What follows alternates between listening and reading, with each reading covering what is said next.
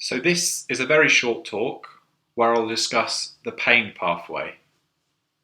This is one way of looking at the pain pathway. So to start with, what is the definition of pain?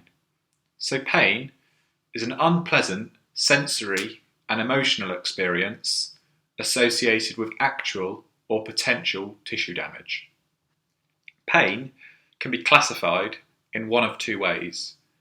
It can be classified as whether it is acute or chronic pain, and it can also be classified as to whether it is nociceptive or neuropathic pain. Neuropathic pain relates to pain where there is a dysfunction of the nervous system, and nociceptive pain relates to pain where there is activation of nociceptors. So we will look now at the nociceptive pain pathway. So we have the input signal here being the pain, which will activate a nociceptor. The signal is then carried by A delta fibres and C fibres. C fibres are unmyelinated and are associated with slower and longer lasting pain, and A delta fibres are myelinated fibres which carry the signal much more quickly. The action potential is then propagated to the cell bodies in the dorsal root ganglion, and then it is passed to laminae 1 and 5 and laminae 2 and 3. We then have decussation within the spinal cord. The action potential is propagated along the spinothalamic tract, which is a second order neuron. This is then passed to the thalamus and then subsequently to the somatosensory cortex within the brain, and it goes along a third of the neuron to get to here.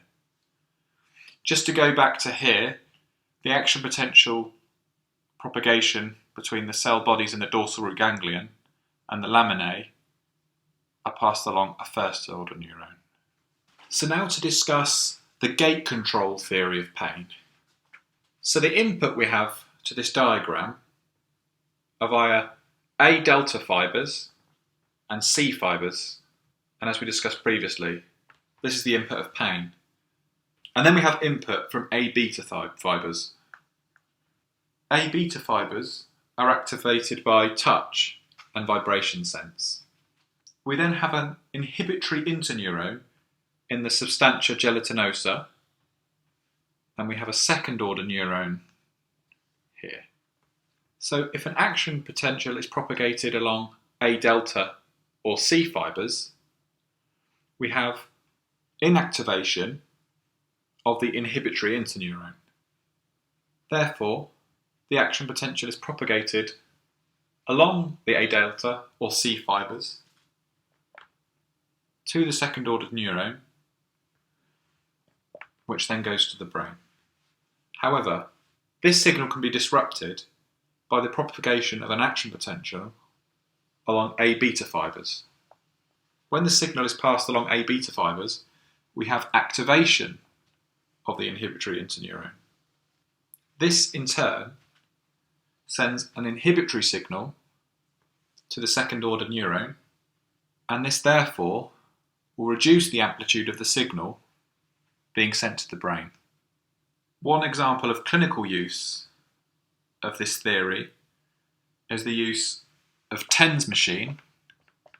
This stands for Transcutaneous Electrical Nerve Stimulation.